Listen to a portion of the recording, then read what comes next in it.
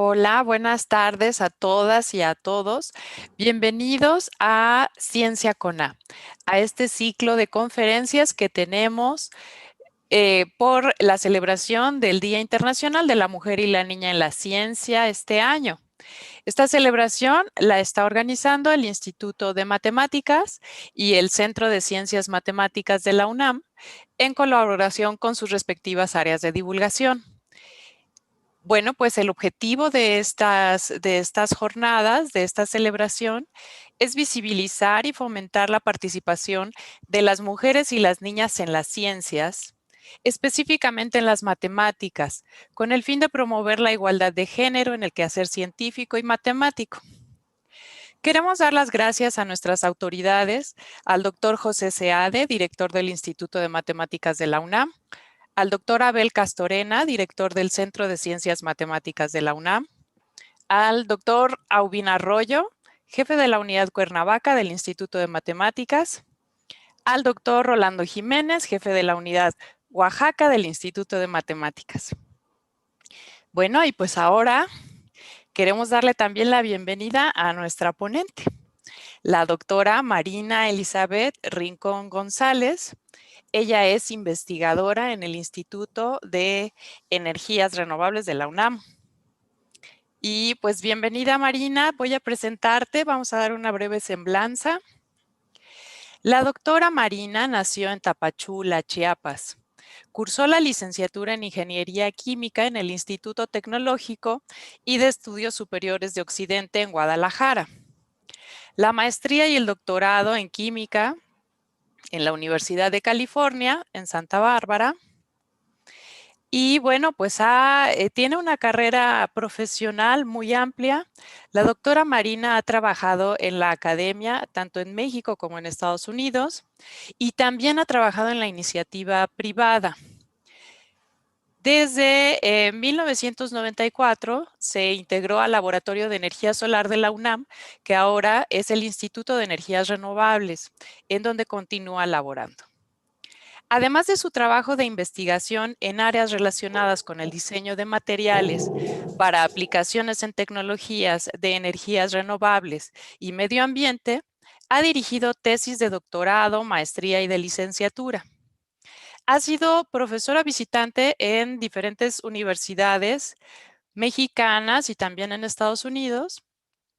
Ha sido panelista en comisiones de expertos nacionales e internacionales para la evaluación de proyectos de sustentabilidad energética y ciencias básicas de la energía, incluidos el Departamento de Energía de Estados Unidos, la Academia de Finlandia, el CONICIT de Chile. También ha participado en Brasil, con el CONACYT en México. Es coordinadora del grupo mexicano en la red de nanoenergía del CITED.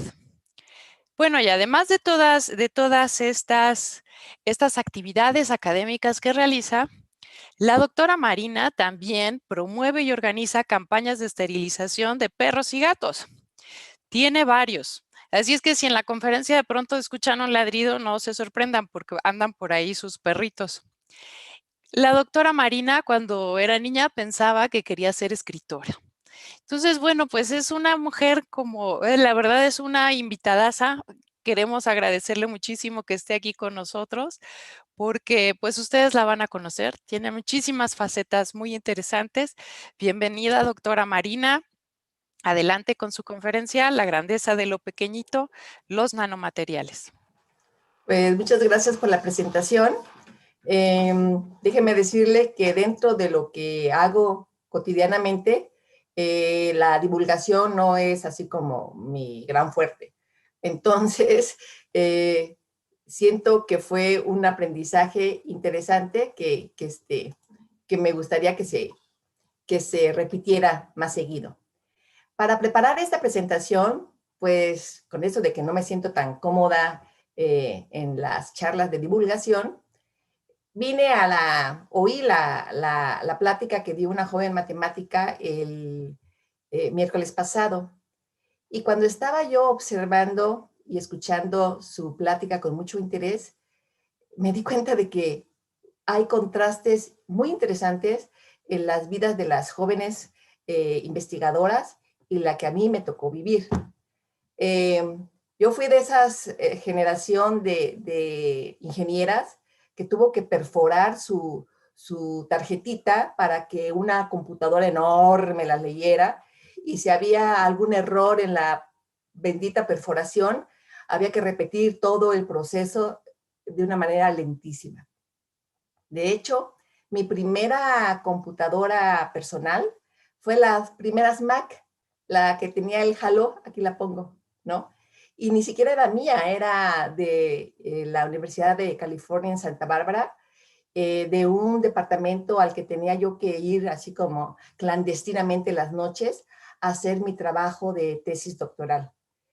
Como se me ocurrió tener dos pequeñitos, dos bebés, dos hijos, mientras estaba haciendo el doctorado en Santa Bárbara, pues eso era como muy difícil, y lo que terminamos haciendo es juntando todos nuestros ahorros y comprar la primera PC carísima, de las primeras PC que salían en ese entonces, carísima, de las que tenían la letrita verde.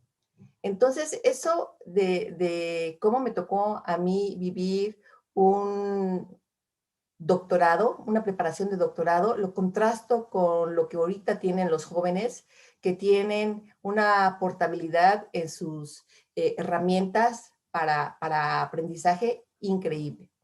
La otra cosa que también me llamó la atención de la plática de la matemática es que ella tenía muchas fotos, ¿no? Tenía muchos recuerdos, tenía una facilidad para documentar esos recuerdos increíble que se lo da la tecnología, la miniaturización de la tecnología. Pues yo no tengo tantos recuerdos, la verdad tengo bien poquitos recuerdos. En aquel entonces todo era grandote, cámaras eran grandes, la videocámara también era grande, había que andarla cargando, y además después tenías que mandar a revelar el rollo. Era realmente complicado documentar los eventos importantes de tu vida. Y soy de la época en donde había el fotógrafo que tomaba las fotos en el Congreso y al final tenías que comprar algunas cuantas para tener memoria de lo que habías hecho. Y el más grande de los contrastes es que ella tiene muchos recuerdos de mentoras, ¿no? Yo no tuve mentoras, o sea, a mí me formaron puros varones. De hecho, fui la única mujer en el área de físico-matemáticas cuando estaba en la preparatoria en Chiapas.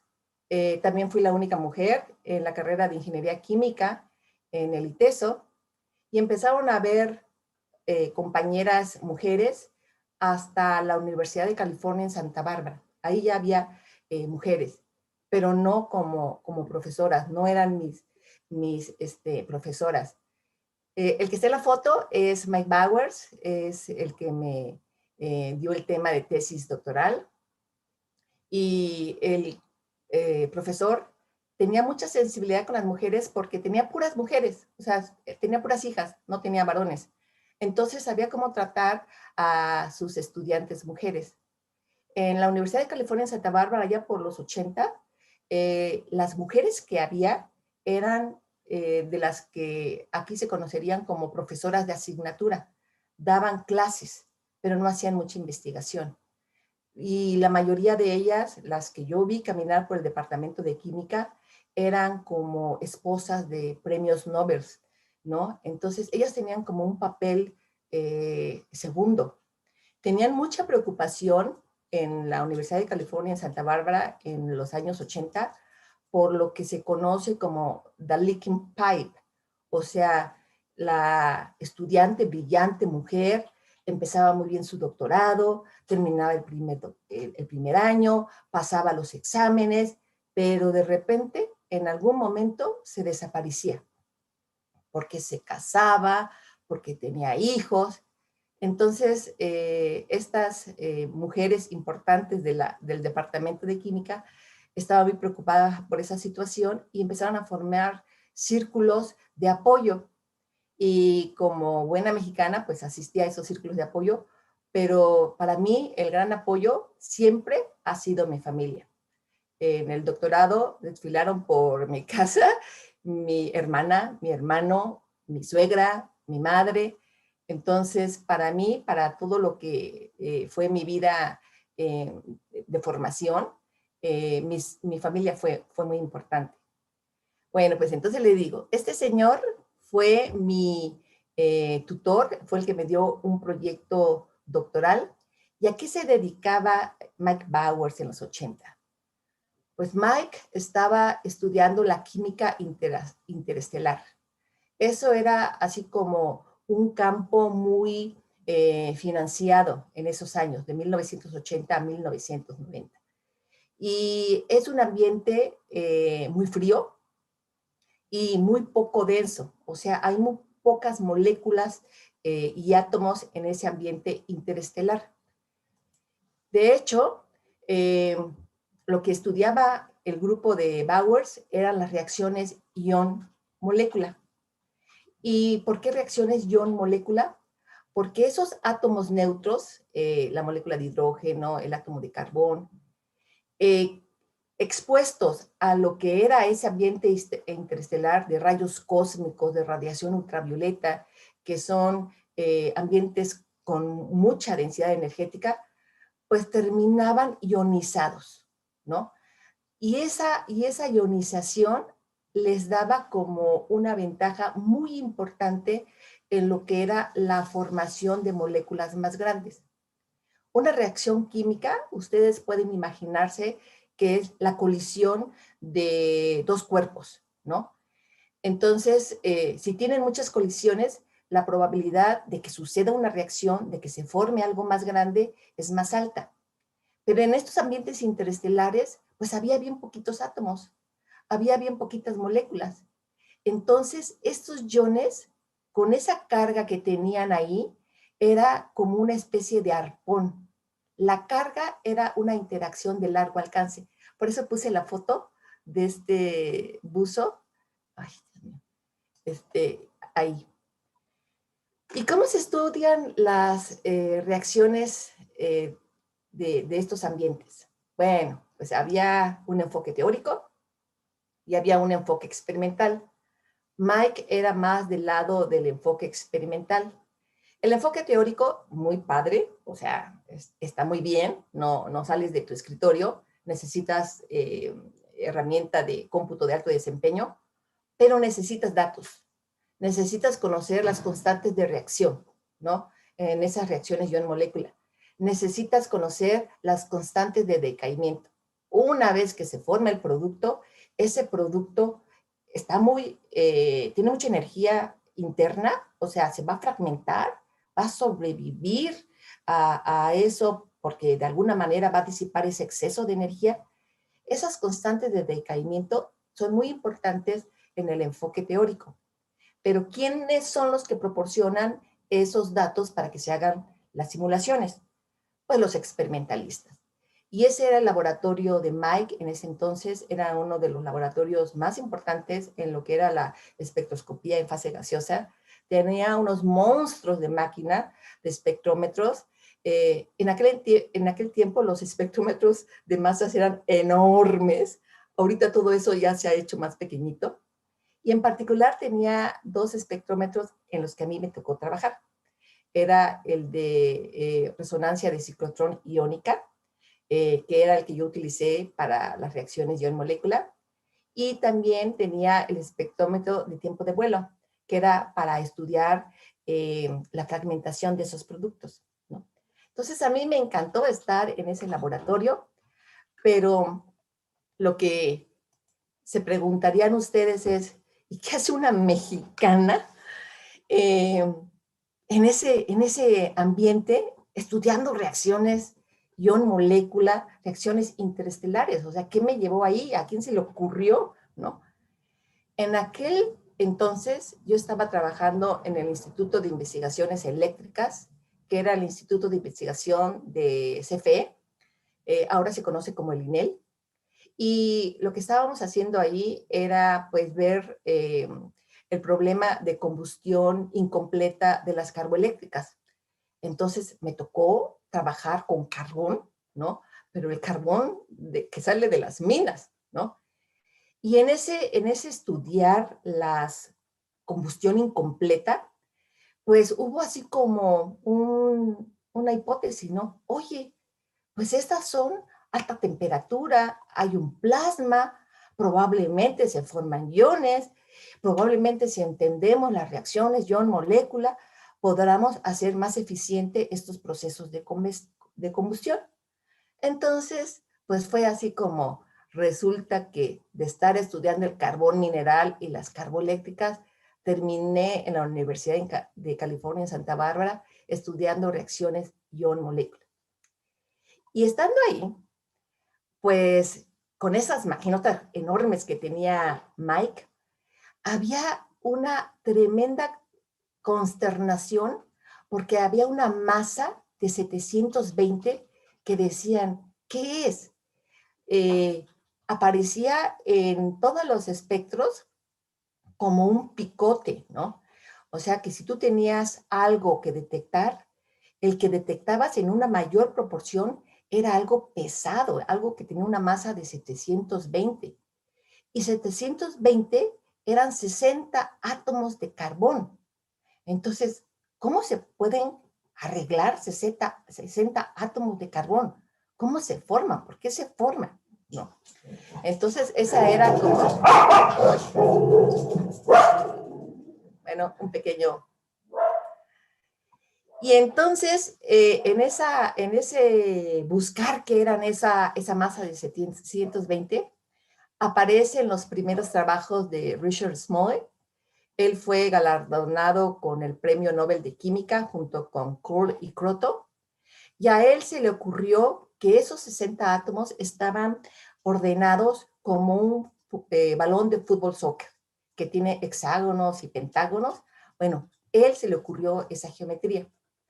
Y al grupo de Bowers, yo incluida, pues nos tocó leer esos primeros escritos de Smalley y decir, no, pues, ¿qué le pasa a este cuate? No, no, no, para nada, así no puede hacer la geometría.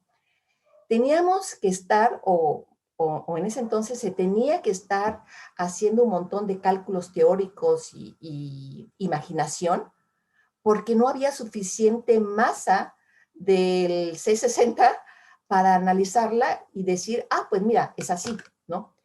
Era como un accidente esa moleculita, y entonces había que hacer esos cálculos teóricos que para el grupo experimentalista de Bowers era como muy difícil aceptar algo como lo que estaba proponiendo Smalley. Bueno, pues resultó que el tiempo le dio la razón a Richard y sacó su premio Nobel, ¿no? Eh, y además fue un gran impulsor de la nanotecnología. Él pensaba que la miniaturización, el hecho de llegar a los nanomateriales, iba a solucionar un montón de problemas en el mundo. Particularmente estaba interesado en el problema de la energía, ¿no?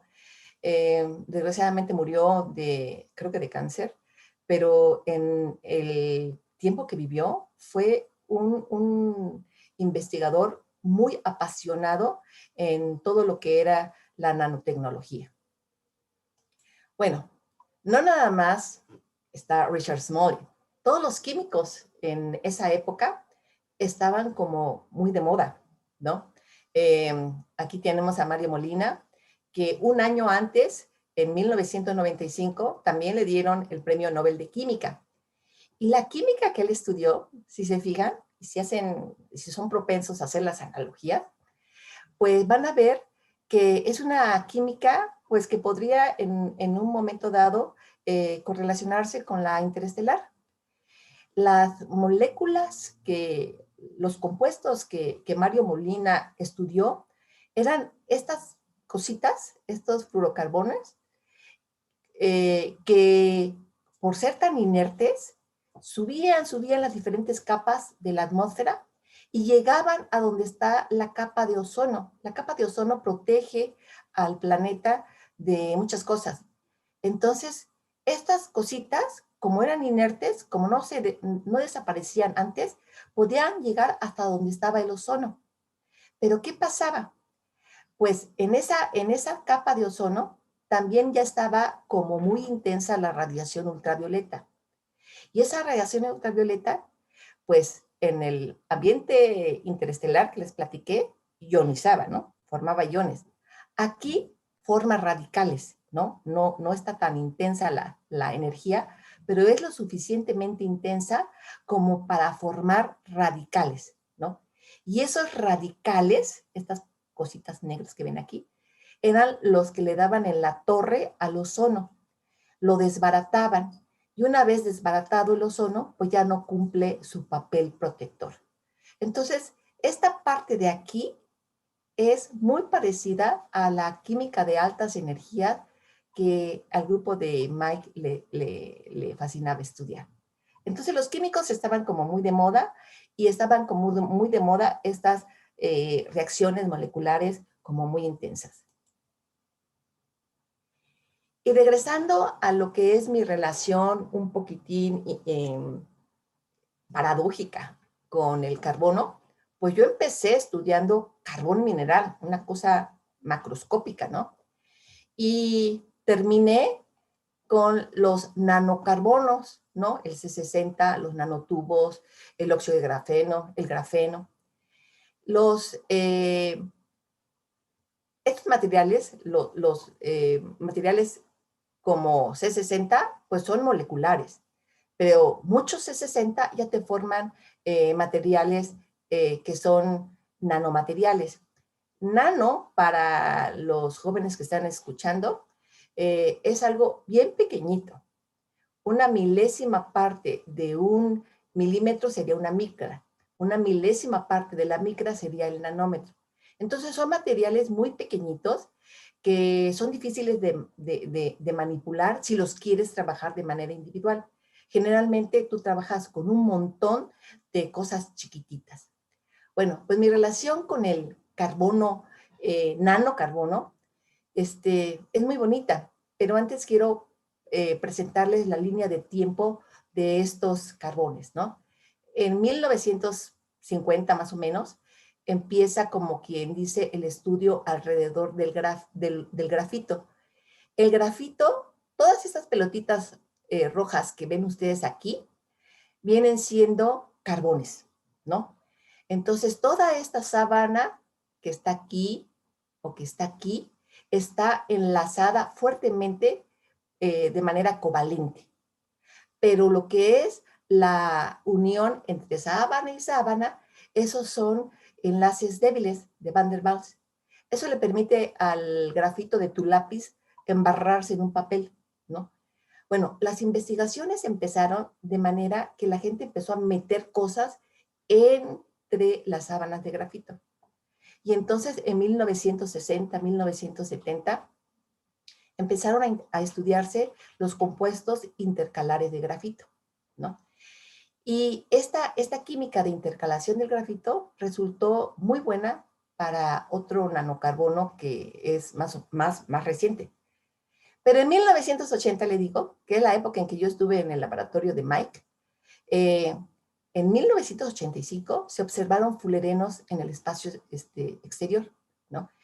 Que en ese momento no se sabía que eran así, pero que luego se comprobó que eran así. Y en 1991, también tratando de producir cantidades eh, grandes de fullerenos para saber más correctamente, ya sin ningún problema de especulación, cuál era la geometría de ese C60, haciendo ese tipo de experimentos, como un residuo, alguien encontró los nanotubos de carbón. Y esos nanotubos de carbón es como una sábana de grafito, como una de estas, pero hecha un cilindrito. Aquí en la imagen se ve un nanotubo de carbón de una sola pared y además sin su gorrito, o sea, son nanotubos de carbono abiertos. Estos nanotubos de carbón también tuvieron su boom, fueron muy populares en la investigación, pero viene un candidato más, ya más reciente, en el 2004, que es el grafeno, ¿no? El grafeno viene siendo que nada más agarres una de estas sabanitas del grafito y la puedas realmente manipular. Y el grafeno se convirtió así como el material que todo el mundo quiere sintetizar, el material que todo el mundo quiere meter en algún tipo de aplicación de nanotecnología, ¿no? Bueno.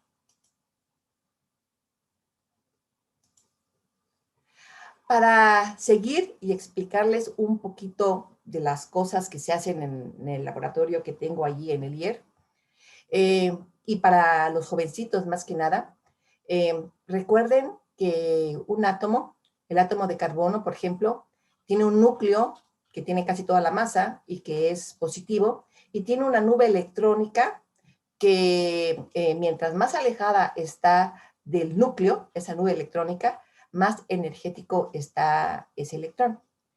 Y hay, en el caso del carbono, 4 electrones en la última órbita, ¿no? Y la última órbita puede tener orbitales S y 3 orbitales P, ¿no? Estos orbitales S y estos orbitales P, esta geometría que ven aquí, es nada más como una foto rápida de la trayectoria del electrón. Entonces, si usted, el electrón está moviéndose, está viajando, ¿no? Pero siempre está como pasando por este 8 o por este circulito, dependiendo si le toca estar en el orbital S o si tiene más energía y está en los orbitales P. Pero son trayectorias probabilísticas. Bueno, en el carbono sucede un concepto muy interesante que se llama hibridización, y es que se mezcla este orbital S y estos orbitales P, que antes de mezclarse, el orbital S tenía una energía diferente que los 3 orbitales P. Pero después de que se mezclan, miren cómo lucen. Ya no es el 8 perfecto, miren cómo lucen. Cambian la trayectoria que sigue el electrón. Pero ahorita sí tienen la misma energía los 4 orbitales. Y se acomodan de esta manera en el carbón. Aquí está el carbón y aquí está 1, 2, 3, 4 trayectorias en donde puedes encontrar un electrón. ¿Y por qué es esto importante en química? Porque para la química, la interacción de un carbón con otro carbón va a ser a través de los electrones. Entonces, el hecho de que tengas tú los electrones en esta geometría determina que tú estés imponiendo la geometría del compuesto que estás formando. Esta geometría esta hibridización, la SP3, es la que tiene el diamante. El diamante es una forma de carbón, es una forma tridimensional de carbón, pero tiene este tipo de enlaces. Un carbón se une con otros 4 carbones a través de enlaces que son totalmente equivalentes. Los materiales que a nosotros nos interesan, el grafeno, el óxido de grafeno, el nanotubo de carbón, tienen otro tipo de hibridización. Aquí lo que hace es, se mezcla un orbital S con 2 de los orbitales P, pero dejan uno libre, a este no lo invitan a la fiesta. Y entonces se quedan 3 con la misma energía, 3 orbitales sp2, y otro al que no lo molestaron. ¿Y cómo se acomodan? Se acomodan de esta manera, ¿no? Entonces, estas 3 lóbulos morados imparten una geometría plana. Entonces, por eso viene que el grafeno y las sábanas de grafeno son planas. Pero esta cosa naranja, este electrón que está en esta trayectoria naranja, tiene tendencia a delocalizarse, tiene tendencia a estar en otro átomo que no es este. Y esa delocalización de electrones es maravillosa desde el punto de vista de las propiedades eléctricas. Entonces, mientras el diamante es un dieléctrico, es un aislante, el grafito conduce electricidad, ¿no? Entonces, esta es la hibridización que a nosotros nos interesa, ¿no? Y eso explica por qué en los nanocarbones que hacemos en el laboratorio de LOMIN, ahí en el IER, a veces unas rutas de síntesis son permitidas y otras rutas de síntesis son más difíciles. Nosotros empezamos con grafito con el material macroscópico, que aquí está, ¿no? Ahí están las diferentes sábanas de grafeno, pero están un chorro ahí, como un cristalote.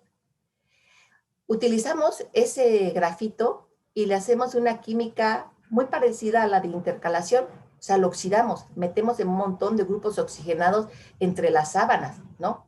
¿Y qué es lo que le pasa? Pues que se empiezan a separar las sábanas, se empiezan como a hinchar, ¿no? Luego le metemos una rutina de ultrasonido y ¡pum! Se separa, ¿no? Y se separan, pero pues les queda pegado el montón de grupos oxigenados. La otra parte de la historia es, si quiero óxido de grafeno, lo dejo ahí. Pero si yo quiero grafeno, pues entonces tengo que reducir el montón de grupos oxigenados. Y ese tipo de química de oxidación, reducción para obtener grafeno, pues me da sábanas que no son tan perfectas como la que yo quisiera, ¿no? O sea, no son sábanas en donde todos los hexágonos están bien colocaditos, no, nos quedan huecotes, ¿no? Nos quedan hoyos en la sábana. Entonces, ese es el problema de estas químicas de oxidación-reducción que crean muchos defectos. Y uno diría, ah, bueno, pues entonces, si ya tienes la sabanita separada, ¿por qué no la enrollas? ¿No? ¿Por qué no creas de esto un nanotubo? No, no, la vida no es tan simple, no es tan fácil. Entonces, los nanotubos de carbono en el laboratorio se hacen de otra manera, no salen a partir de grafito, no usamos las sábanas de grafeno para enrollarla, no, lo hacemos de otra manera. Y la manera como lo hacemos es interesante y también está relacionada con nanomateriales. Empezamos con una molécula ferroceno que tiene el hierro que yo necesito para convertirlo en una nanopartícula. Lo necesito convertir en una gotita de hierro chiquitita, chiquitita, en el orden de los nanómetros. Y también necesito un precursor de carbono, ¿no? Moléculas que tengan un chorro de carbono. Nosotros usamos aguarrás en los inicios, ¿no? Que el aguarrás es una mezcla de alfa-pineno con beta-pineno. Tiene un montón de carbono. Esta es mi fuente de carbono. Esta va a ser mi fuente de nanopartículas de hierro. Y la forma en cómo crecen los nanotubos es, primero formo la nanopartícula de hierro, mi catalizador metálico, y alrededor de él empieza a crecer el nanotubo de carbono, ¿no? Ven cómo está ahí. Y esto, lo que está en esta foto, es lo que obtienes de esa síntesis. Tienes materiales que son hasta milimétricos en una dimensión, que es a lo largo, pero que son nanométricos en el diámetro de este cilindrito. Y esta asimetría, el tener nanómetros en el diámetro y hasta milímetros en el largo, lo hace muy interesante para muchas aplicaciones. ¿Por qué es importante los nanomateriales? ¿Por qué la gente empezó a estudiar nanomateriales? ¿Qué es lo que pasó? Bueno, pues que a ese nivel de nanomateriales, un montón de fenómenos químicos y físicos que los materiales chonchos no tenían, empezaron a aparecer. ¿Por qué? Porque la superficie empezó a predominar sobre el bulto, sobre el volumen mismo. Imagínense que ustedes tienen un regalo de este tamaño y que les dan a ustedes para envolver a este regalo 96 centímetros cuadrados, ¿no? 96 centímetros cuadrados. Y ustedes dicen, no, espérate, vamos a usar esta caja y la vamos a dividir en 8 cubitos, ¿no? El volumen no va a cambiar porque es el mismo volumen que tenían acá. Pero ese papel que les dieron al principio, que les fue suficiente para envolver a pues ya no les va a alcanzar, porque ahora van a necesitar más del doble, ¿no? O casi el doble, 192 centímetros cuadrados para envolver cada cubito. Y si lo dividen más, si tienen 74 cubos, pues van a necesitar aún más papel para envolver estos cubitos. El volumen sigue siendo el mismo. No se ha metido ni sacado masa, pero lo que ha pasado es que la superficie empieza a ser más importante que el bulto, ¿no? Entonces, esa relación de... Uy, ¿qué hice?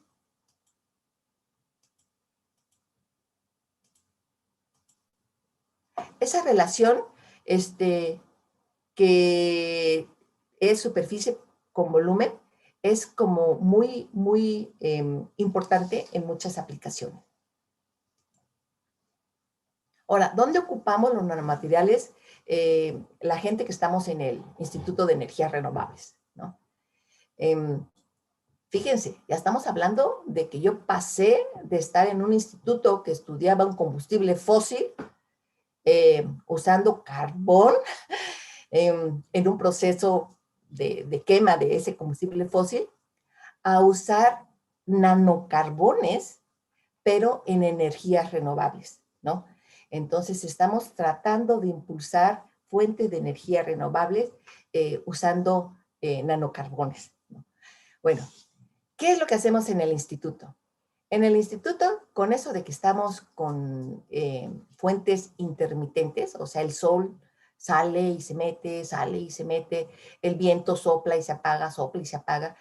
Como estamos con esa fuente de energía que no es continua, que es intermitente, pues necesitamos, uno, paneles fotovoltaicos para hacer la conversión de esa energía solar a energía eléctrica, pero también necesitamos tener baterías para que esa energía que se está produciendo y que yo puedo almacenar, la pueda utilizar cuando esa fuente intermitente de energía pues no esté, ¿no? Entonces yo puedo utilizar mi batería en la noche cuando el sol no esté, ¿no?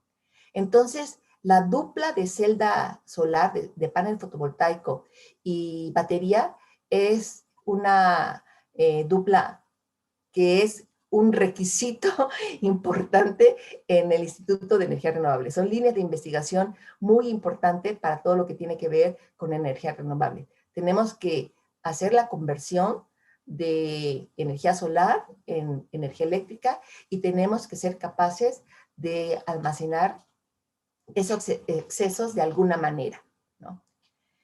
También nos interesa en el instituto los problemas del agua, ¿no?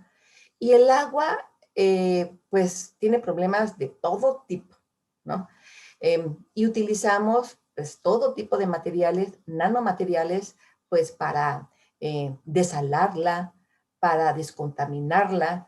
El fotocatalizador es un nanomaterial que tiene que ser un semiconductor, o sea, tiene que responder a la luz solar, ¿no? Y su proceso es muy interesante. Cuando tienes la absorción de la luz solar, creas electrones y huecos, pero en lugar de atraparlos como electricidad, los usas como reductores y oxidantes de los contaminantes del agua. Los nanoabsorbedores, pues puede ser el mismo carbón, pero tiene que ser un carbón con mucha área superficial porque va a absorber. La absorción es un proceso de superficie. Y en la desalación, los carbones son una maravilla porque hay diferentes mecanismos en donde se puede activar el carbón. Tú puedes utilizar el hecho de que el carbón es negro y entonces utilizar sus propiedades de cuerpo negro para que se caliente y puede el agua hervir por el hecho de que esa cosa está caliente y tú con algún tipo de sistema empiezas a destilar agua limpia. Esa es una. La otra es, pues el carbón es un conductor eléctrico. Entonces tú puedes meter ese carbón en un dispositivo que polarices, ¿no? Así que los cloruros se van para un lado de carga y los iones sodio para el otro lado. Y entonces ya tienes agua desalada. Esas líneas, todas esas líneas están activas en el Instituto de Energía Renovable. Y aquí están algunos ejemplos de los nanomateriales que utilizamos en el grupo para almacenamiento de energía. para meterlos en baterías, ¿no?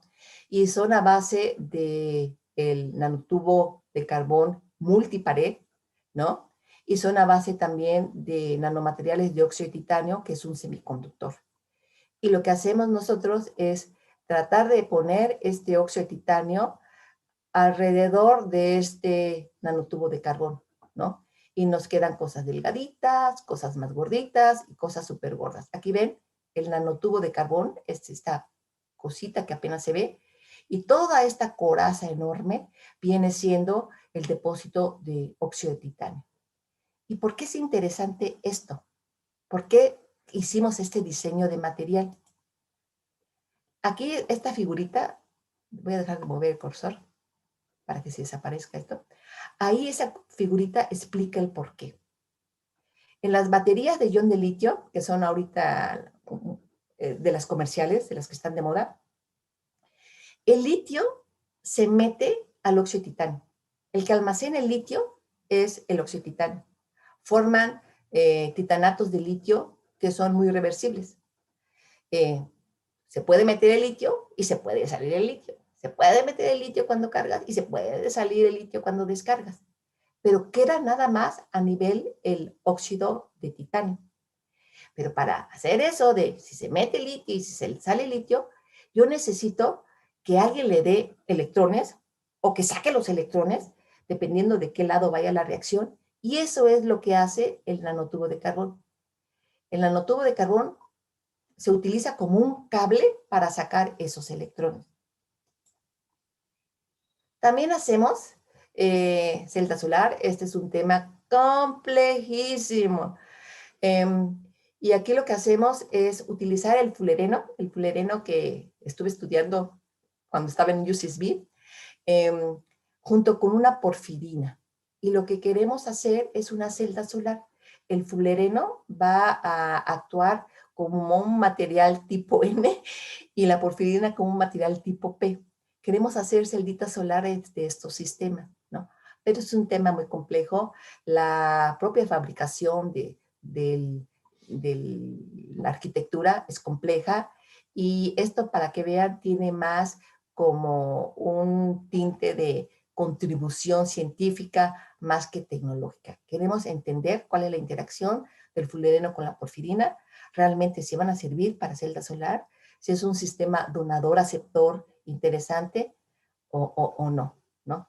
Entonces, estos son de las últimas tesis que estoy dirigiendo, junto con otro colega que es el responsable de hacer estos sistemas multicapa. Yo nada más los caracterizo electrónicamente.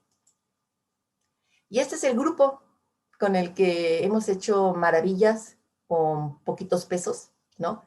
Y aquí lo que quiero resaltar es de que hay muchas mujeres en el grupo, ¿no? Está Yari, Olga, Mirna. Mirna fue de las que abrió la línea de baterías, Olga la de desalación, Yari se está haciendo bolas con las celdas solares de calcogenuro, ¿no? Aquí está Fernanda, que está trabajando con Oscar, también en baterías de litio-azufre. Ana, que está muy entusiasmada en lo que serían los carros eléctricos. Básicamente ella lo que anda buscando es protocolos de carga rápidos, ¿no? Esos protocolos de carga rápido pues te pueden arruinar el coche eléctrico. Está viendo las ventajas y desventajas de eso. Y aquí está Carla, que es la que tiene que dar el ancho en este sistema porfirina fulereno que nos está quitando el sueño, ¿no?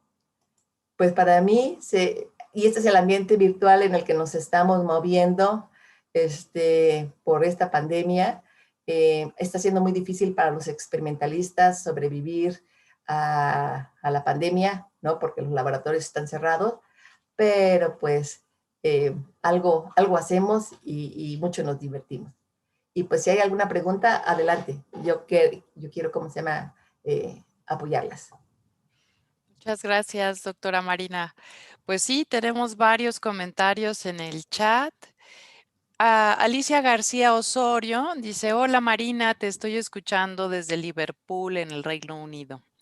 Yamiret Ameyali Alarcón Altamirano dice, saludos, doctora. Yo tengo una pregunta. ¿Cuáles fueron los principales retos a los que se enfrentó para lograr sobresalir en un mundo científico lleno de figuras masculinas? Pues realmente les digo, yo quería estudiar literatura. O sea, como que mis primeros años yo era como muy fantasiosa, ¿no? Muy dada a soñar. Entonces, pues nunca me di cuenta de que alguien me estaba discriminando, ni que, ni que me estaban haciendo la vida imposible. Al contrario, o sea, yo tenía mi mundito, tenía mis metas y las seguía, ¿no? Entonces, la preparatoria, que eran puros varones, no tengo un mal recuerdo de nada. De la universidad, que también eran varones, tampoco tengo malos recuerdos. De la Universidad de California, en donde todos eran varones, tampoco tuve malos recuerdos. Entonces, yo no sé si fui de las eh, agraciadas, o sea, de las suertudas, o si realmente me tocaron ambientes muy nobles, ¿no? Pero siempre, siempre tuve el apoyo de mi familia.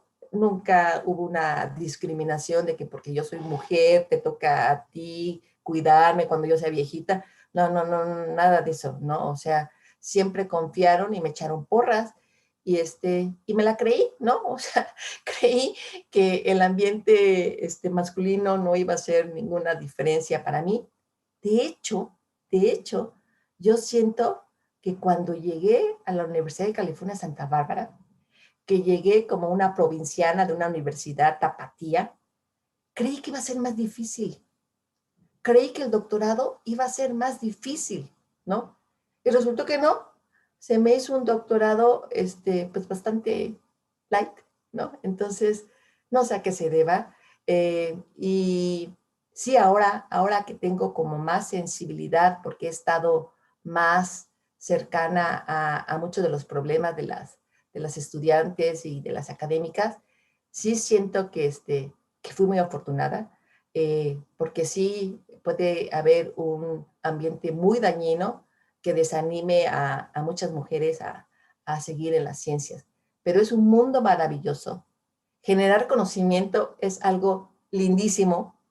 Lo que hagas con ese conocimiento puede ser bueno o malo, eso no lo voy a discutir, pero el proceso de generar conocimiento, de generar cosas nuevas, es fascinante. Muchas gracias, Marina. Mira, tenemos otra pregunta. Fátima Mariscal, buenas tardes. Soy Mariscal y mi pregunta es, ¿cómo tomó la decisión de dedicarse a estas ciencias? ¿Y cuál fue una experiencia en la cual sabía que debía dedicarse a ello? Pues lo que te puedo decir es, eh, tomé la decisión de no estudiar literatura. Esa es la decisión que tomé, ¿no? Y tomé la decisión porque de repente dije, a ver, espérate, yo no tengo tan buena memoria. Realmente prefiero de poquitos conceptos construir cosas grandes, ¿no? Y la literatura es mucha memoria, memorizar eh, pues los nombres de los autores, muchas cosas, ¿no? Entonces tomé una decisión muy pragmática, muy práctica, ¿no? Porque tengo mala memoria, yo me voy a ir por este lado. Y era la época en que, pues, mis calificaciones eran muy altas en todo. Entonces, pues, matemáticas no era problema, física no era problema, química no era problema, literatura, pues tampoco era problema, pero yo me sabía con poca memoria.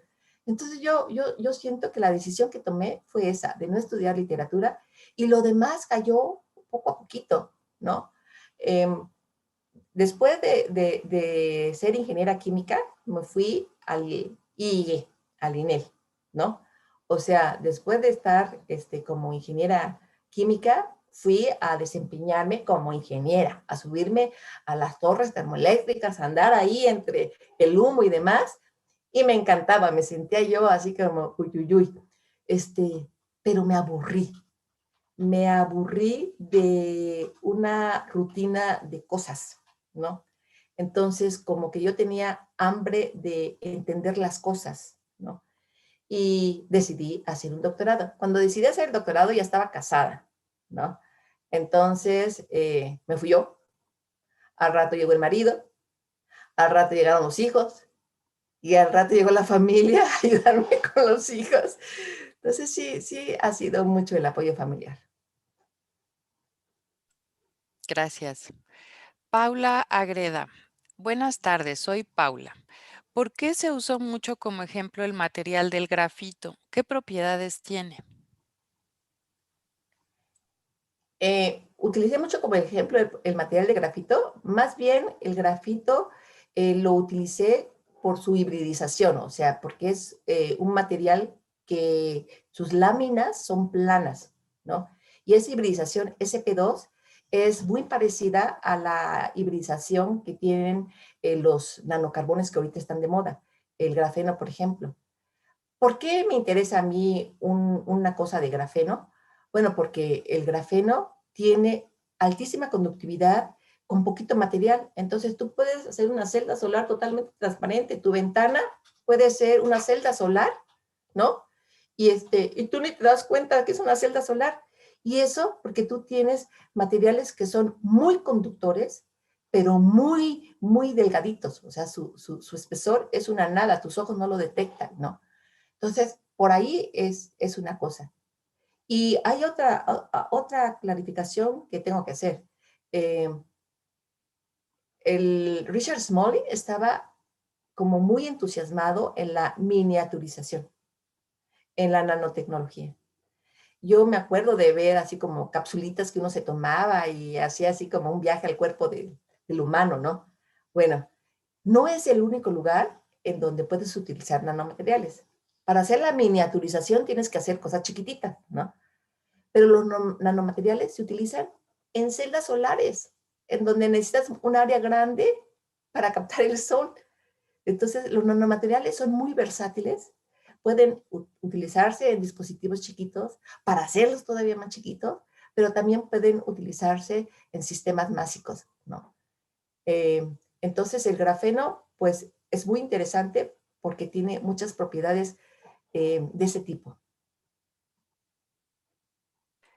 Gracias, Marina. Leticia Rodríguez pregunta, bueno, nos saluda también. Hola, buenas tardes, soy Leticia Rodríguez. ¿Cuánto duró ese proceso del cual pasó de usar el carbón a a los nanomateriales? Bueno, yo estaba en el IE en aquel entonces, llegué en el 80 y me fui a hacer el doctorado en el 83. Entonces tuve 3 años en el departamento de combustibles fósiles, ¿no? Pero solo 3 años.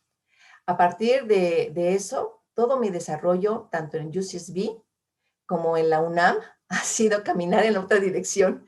No combustibles fósiles y no carbón mineral, sino meterme ya a la parte de los nanomateriales. Entonces te puedo decir que he estado en contacto con materiales moleculares o nanomateriales desde 1985. Pasaron 3 años, 3 años. Ok, gracias. ¿Y tuviste algún impedimento? Los impedimentos, ¿como qué? O sea, impedimento puede ser que me casé, ¿no? Podría para muchas mujeres ser un impedimento, podría ser la razón por la que abandonan una carrera científica, porque sí es una carrera demandante, ¿no? Y más en un ambiente como UCSB, que es primer mundo y está altamente competitivo. O sea, el grupo de Bowers tenía gran renombre y pues allá había que producir porque había que producir, ¿no? Entonces sí es un ambiente muy demandante, pero pues yo tuve con Bowers, que casi se moría de infartos, 2 hijos. Yo me embaracé 2 veces en su laboratorio. Tuve 2 hijos, ¿no? Entonces, eso no puede ser impedimento para seguir una carrera científica. Em, pero sí puede ser un impedimento, sí puede ser una barrera espantosa llegar a un ambiente hostil. O sea, llegar a un ambiente en donde por ser mujer crean que sabes menos, vales menos o que tienes menos ideas. Eso puede ser así como desgastante, ¿no? Eh, a mí no me ha tocado vivirlo, o sea, en la UNAM no me ha tocado. ¿Sabes cuándo me tocó vivirlo? En la industria, en Dow Chemical Company, ¿no? Pero no por ser mujer, sino por no ser empleada oficial de Dow Chemical Company. Yo era un specialty contractor, algo así, ¿no? Entonces, como a mí me encantaba oír a la gente, yo me metía a los seminarios de los empleados de Dow. Pues me sacaron de un seminario, ¿no? Porque yo era una specialty contractor. Entonces, yo no sé si fue una combinación de que era mujer, era mexicana y aparte no era empleada, pero esa fue de los momentos más embarazosos que recuerdo, que sentí que sí quería asesinar al tipo. El otro momento fue también en Dow Chemical Company, pero aquí en México, que fui a conseguir trabajo y me tocó una persona grande, ya mayor, que me estaba entrevistando y me decía, ¿y para qué quieres tantos pergaminos? Él se refería a mi título de doctor. ¿Para qué quieres tantos pergaminos? Le digo, pues no, me gusta estudiar y me gusta prepararme. Oye, pero tú estás casada y tienes 2 hijos. ¿Quién va a cuidar al marido y a tus hijos? ¿No? Esas cosas me ocurrieron en México, en México. Entonces, sí siento que hay ambientes así, pero la UNAM ha sido como muy noble conmigo. O sea, yo caí en un instituto que desde siempre se portó muy bien conmigo. Quizás no tengo la personalidad como para que alguien me trate mal, ¿no? Quizás tengo personalidad de abogada, ¿no? O sea que, no sé, pero no me ha tocado que alguien me quiera hacer menos, no me ha tocado. Ok. Sí, yo creo que sería difícil eso, Marina. No creo que haya quien se atreva fácilmente. Oye, también nos pregunta Vale Albarrán, ¿qué herramientas usan para poder estudiar los nanomateriales? Eh, si estamos hablando de estudiar los nanomateriales para una aplicación mágica, o sea, una vez que yo hago el nanomaterial, ¿qué batería de caracterización les hago? Pues son las típicas, ¿no? Estudias su cristalografía, entonces corres un XRD, eh, estudias su química superficial, corres un FTIR, un Raman, y cuando ya haces el dispositivo, cuando ya hiciste algo para poder manipular esos nanomateriales, o sea, hiciste una pastita, una pintura, algo hiciste, y ya puedes embarrar esos materiales en alguna superficie, entonces ya empiezas a fabricar el dispositivo. Y el dispositivo tiene toda otra batería de caracterización. Entonces, esa parte es fácil. Que si me dicen qué herramientas se requieren para agarrar una pequeña cosita y estarle midiendo conductividad a un nanotubo de carbón, no, esas son herramientas muy sofisticadas,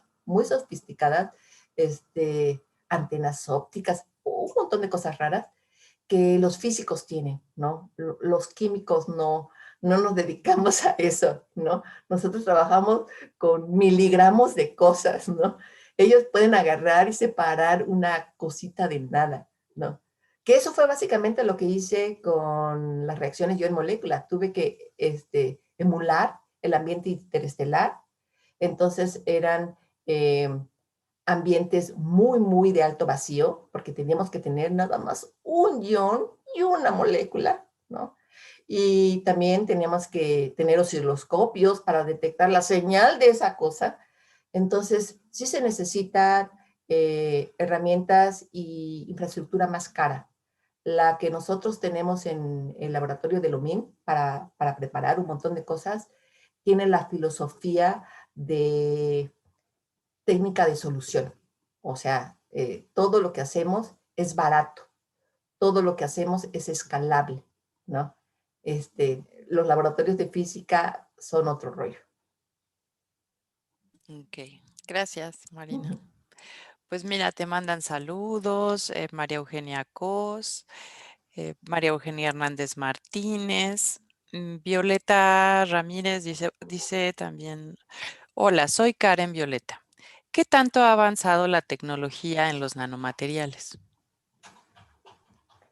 Pues yo digo que ha avanzado muchísimo, este, pero ¿a qué te refieres? ¿A conocimiento o así conocimiento conceptual de primeros principios o a aplicaciones? Yo creo que se refiere a aplicaciones porque después te pregunta qué tanto ha favorecido en los avances. Las aplicaciones yo creo que han ido demasiado rápido. Ahorita parece que hay nanomateriales en cualquier cosa, en textiles, por ejemplo, textiles que se autolimpian o textiles que te pueden medir el ritmo cardíaco porque pues, ya tienen ahí integrada algún tipo de sensor. Ha avanzado muy rápido y ahorita se está convirtiendo en un problema, ¿no? De toxicológico para el medio ambiente, porque son materiales que no existen en la naturaleza, ¿no? Son creados por el humano, ¿no? Y de repente ya los encuentras en el agua, ¿no? ¿Por qué? Pues porque a alguien se le ocurrió hacer algún tipo de limpiador a base de algún nanomaterial que te permitía trabajar menos en limpiar la taza de tu baño, ¿no? Pues sí, pero cada vez que jalas el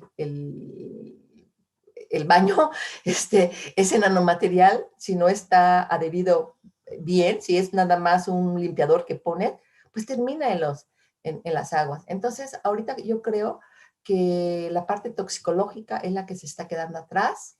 Eh, Realmente hace falta muchos estudios de toxicidad. Eh, yo he leído mucho y he leído que hay mucha preocupación al respecto, ¿no? Particularmente en esas aplicaciones como desechables, ¿no? Esas son las que preocupan más. Un panel fotovoltaico, pues no tanto, ¿no? Pero algo desechable, algo que termine muy fácilmente en el ambiente, pues sí, ¿no? Las mascarillas COVID pueden tener nanomateriales sin ningún problema, ¿no? Puedes tener ahí un fotocatalizador que destruya el virus, ¿no? Entonces, puede haber mucha ingeniería muy interesante utilizando los nanomateriales, pero ¿cuál es el cuidado una vez que termina su uso? ¿A dónde se va? Y mira, te pregunta Areli, ¿los nanomateriales solo aportan beneficios? Pues ya nos estás platicando que no, no solo aportan beneficios, ¿no? Sí, no, no. O sea, los nanomateriales pueden ser muy peligrosos.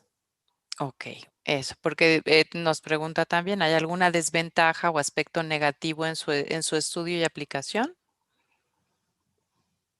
En el estudio no, o sea, te Ujú. digo, o sea, estudiar y entender no puede ser malo en ningún momento, pero la aplicación sí puede ser algo que se dispare por otro lado, ¿no? O sea, alguien inventa algo, fabrican una bomba y ¡pum!, destruye una ciudad. Entonces, sí puede ser algo peligroso la aplicación. Y tiene que haber como mucha multidisciplina en ese sentido. Marina, tú me avisas porque todavía tenemos muchas preguntas y ya nos estamos pasando un poquito del tiempo. No, ustedes me dicen cuando corten, no me No, no, tú importa. me dices, tú, lo que tú me digas, porque mira, todavía nos preguntan, vale, Albarrán, ¿qué impacto tienen en la ciencia los nanomateriales? Pues el impacto que tienen en la ciencia es que muchas propiedades aparecieron, ¿no? Eh, se estudia la ciencia desde, estoy hablando de ciencia de materiales, ¿no? Se estudia la ciencia de materiales con un concepto en donde las propiedades del bulto, las propiedades del volumen eran las importantes, ¿no? Porque el volumen, la mayor parte de los átomos estaban en ese volumen. La cantidad de átomos sin aparear, sin tener otro átomo vecino, porque ya estaban en la superficie, era poquita, ¿no? Pero en cuanto los nanomateriales empiezan a proliferar de esa manera y la superficie empieza a ser muchísimo más relevante que la del bulto, empiezan a haber un montón de cosas cuánticas, ¿no? ya tiene que haber una física que se ajuste, una química que se ajuste, ¿no? Entonces, yo creo que se ha obligado la presencia de los nanomateriales a crear conceptos y teorías nuevas, ¿no? De hecho, lo que hace mucha gente es, seguimos utilizando teorías viejas y esas teorías viejas pues ya no empatan, ¿no? Y como no empatan, eso que no empatan es por el efecto nanomaterial, ¿no? Eso es un poquito de trampa y de flojera, ¿no? Pero sí, sí es importante que se afronte así. Yo tengo la experiencia de lo muy chiquitito, o sea, el cálculo teórico, que son unos cuantos átomos, ¿no? Y que para mí es como muy difícil que reflejen una realidad, hasta lo muy grandotote. Quizás algo intermedio se necesite, ¿no? En el grupo de Bowers decían que la teoría de gases estaba bien descrita. La teoría de sólidos, de líquidos, todo como que estaba muy, muy bien. Pero debía de haber una cosa in between, ¿no? O sea, entre munditos que no estaba con teoría desarrollada. Y por eso él tenía como mucho interés en crear conglomerados, o sea, un grupito de átomos que no son un gas, que no son un líquido, que no son un sólido. Es un grupito de átomos que te da el ambiente idóneo para estudiar nuevas cosas. Mira, Brenda Paola te saluda y dice, las energías sostenibles tienen la misma potencia y seguridad para su uso que las no sostenibles. Ay, yo, yo siento que ahorita hay un movimiento verde que molesta a muchos de los estudiantes más idealistas del instituto, ¿no?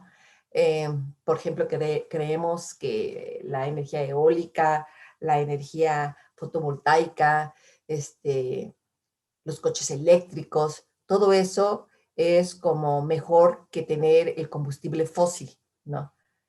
Sin embargo, cuando haces el análisis de cómo se crearon esos paneles, cómo se crearon esas torres eólicas, cómo se eh, fabricó esa batería, pues tú encuentras que hay mucho uso intensivo tanto de minerales que pueden estar agotándose, ¿no? Como de energía misma.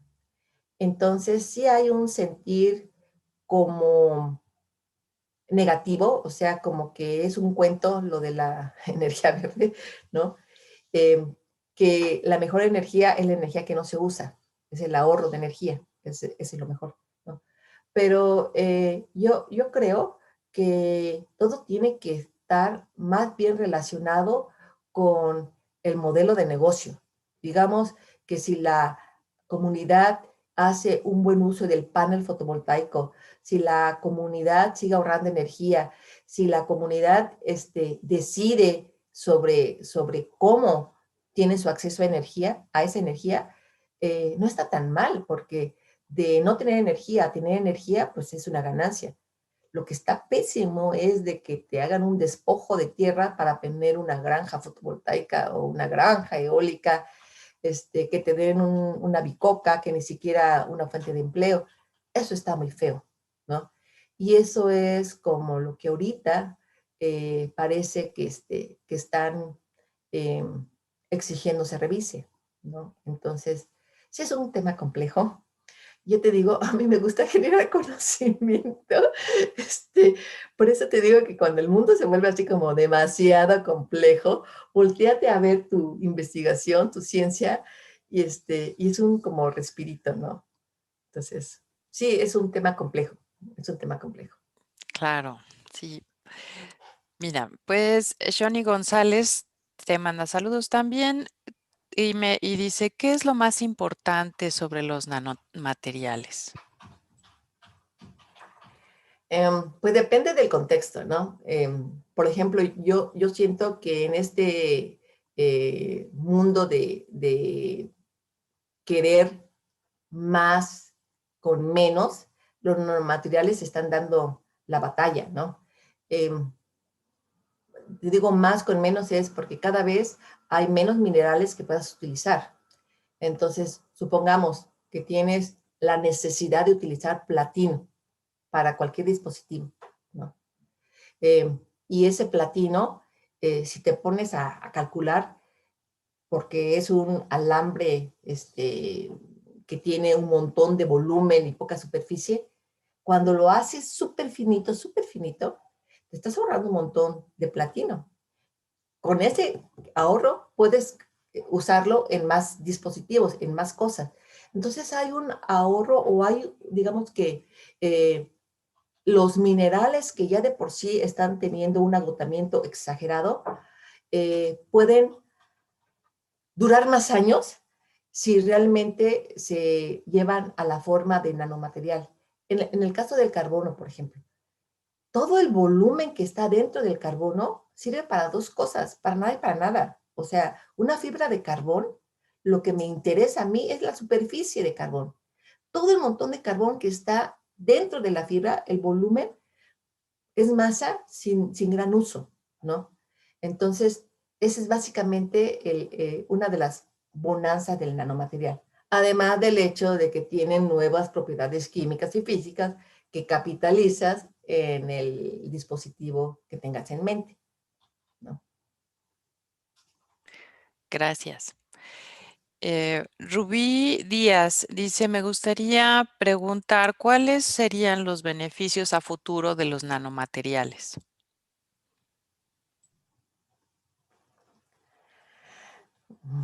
Pues los sueños de Richard Smalley eran realmente salir del planeta Tierra. O sea, realmente em, hay un montón de literatura, escritos de esa década que parecen como ciencia ficción, ¿no? Em, ¿Se acuerdan de las caricaturas de los supersónicos? ¿No? Que todo era el mundo virtual y todo eso. Y miren cómo estamos ahorita, ¿no? O sea, estamos como los supersónicos, con nuestro casco, nuestra máscara para no contaminarnos. Bueno, pues el hecho de que tengas este mundo virtual, que tengas este internet y todo eso, tiene mucho que ver con los nanomateriales que se están fabricando. O sea, la miniaturización de cualquier cosa implica que todo se redujo en tamaño. Y cuando dice reducir en tamaño, es que ya de plano estás trabajando con nanomateriales, ¿no?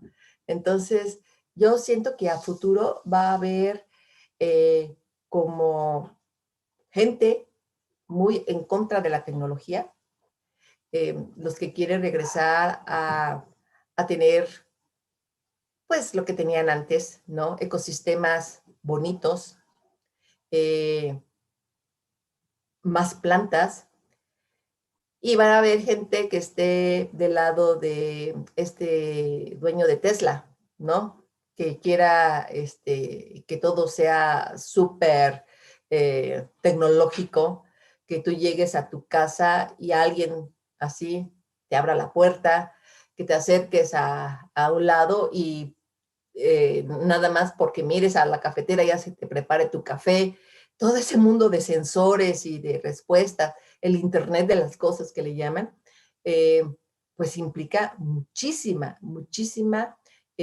intromisión en la privacidad de las personas. O sea, eh, esa red 5G, que es el montón de receptores y transmisores y todo eso, es una invasión a tu privacidad. Entonces va a haber mucha gente que no esté a gusto eh, y va a haber mucha gente que esté fascinada, ¿no? Entonces, ese es el gran problema, en dónde caes tú. Gracias. Vane Flores pregunta, ¿existe regulación específica de seguridad sobre nanomateriales? Híjole, Yo sé que me han pedido de diferentes agencias, pero más bien extranjeras, todos los estudios toxicológicos de los nanomateriales que yo tengo, ¿no? O de algunos nanomateriales que les ha llamado la atención. Y les he contestado que no los tengo, ¿no?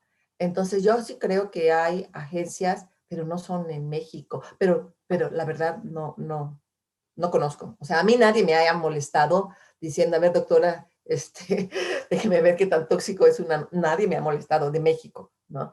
Quizás porque nuestra producción es poquita, ¿no? O sea, no estoy haciendo dispositivos de nada, ¿no? Lo que sí es que el manejo de los residuos para hacer los nanomateriales, eso sí está regulado. En la UNAM está regulado. Gracias. Ani Vega pregunta, ¿ha sido difícil trabajar sobre estos temas entre mujeres? Entre mujeres. Pues tengo colegas, mujeres muy activas en este tema, eh, y no ha sido difícil. Más bien lo que es difícil es el sistema de evaluación que tenemos, ¿no? Es un sistema competitivo, ¿no? Eh, competitivo y se compite por estudiantes, se compite por recursos, se compite por todo, ¿no? Entonces, si está la competencia fuerte, pues el problema va a ser que vamos a competir, ¿no? Yo voy a someter mi proyecto y aquella va a someter su proyecto. Pero si no está esa competencia, si realmente cada quien tiene su proyecto, cada quien tiene su estudiante, la colaboración se puede dar, porque estás hablando de cosas científicas, ¿no? Pero, pero sí hay mucho individualismo, pero no nada más entre mujeres, en los investigadores en sí, ¿no? Somos como muy pocos dados a cooperar, ¿no? O sea, que ella tiene una máquina, yo quiero otra igual, ¿no? Esas cosas que sí son difíciles de, pues de superar. Ok, pero eso no tiene que ver con el género, sino más bien con las condiciones del trabajo, Ajá, ¿no? sí.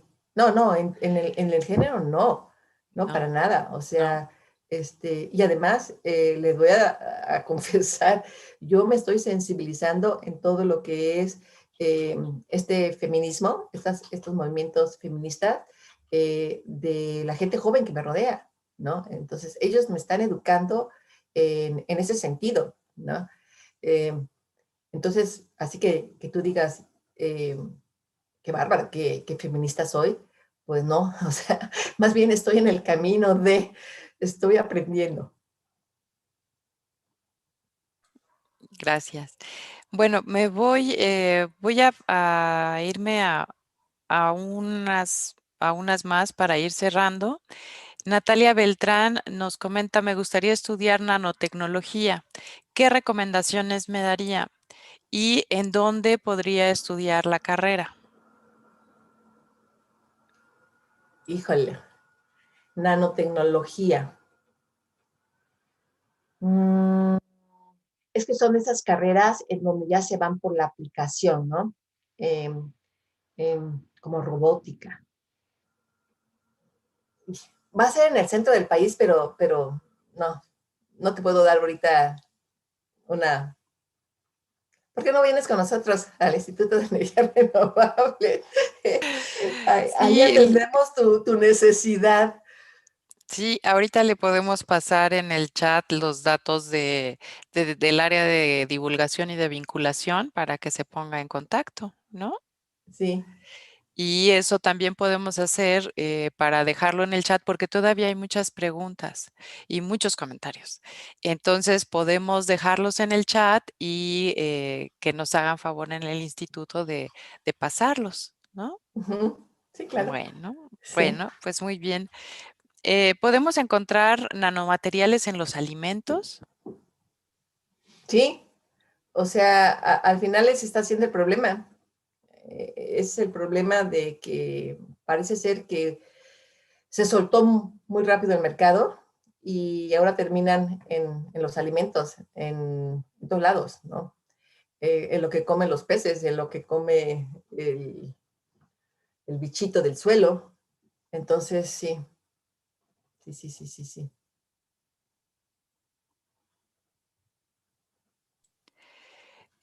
Buenas tardes, soy Freddy, estudiante de la licenciatura en física de la UAM. Todo el material que se genera en el laboratorio donde trabajan usted y todo su equipo, ¿lo comercializan? Eh, no, por supuesto que no. Esa es una de las grandes deficiencias de la mayoría de los científicos, los desarrollos tecnológicos. Hay un tremendo desfase entre cuando pruebas un concepto, cuando haces la prueba de concepto y cuando te empiezas a meter en los problemas del escalamiento, ¿no? Nosotros lo más que podríamos hacer es llegar a la prueba de concepto, ¿no? Llegar y hacerte una celdita solar de 1 centímetro cuadrado, ¿no? Una batería de 1 centímetro cuadrado, ¿no? Pero el querer sacar la estadística de qué tan reproducibles son las cosas, eh, los métodos de síntesis, los métodos de fabricación, todo eso es una estadística muy cara, ¿no? Porque necesitas hacer en el número de dispositivos para sacar la estadística. Entonces, no hacemos eso. Podemos vincularnos con laboratorios que hacen eso, ¿no?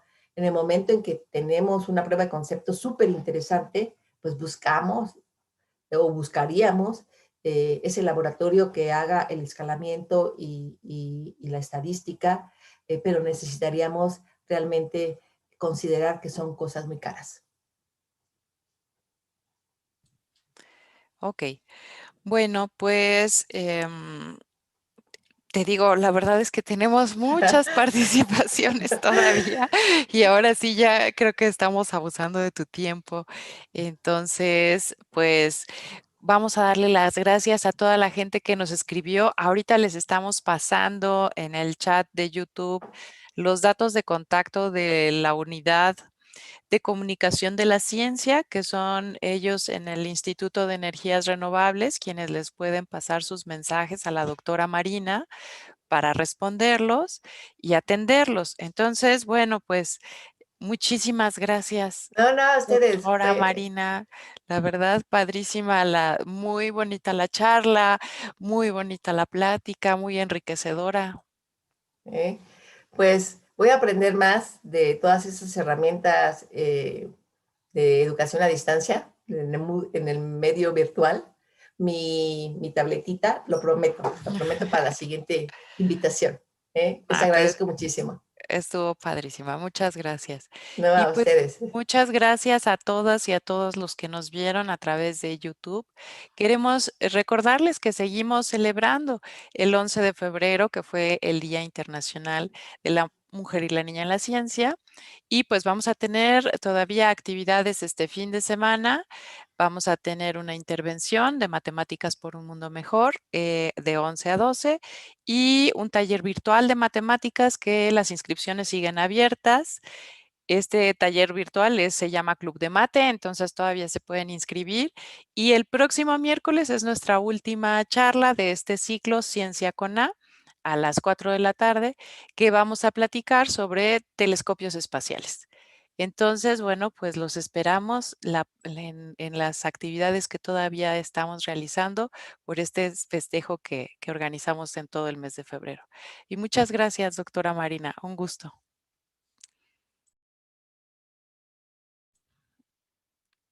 Gracias.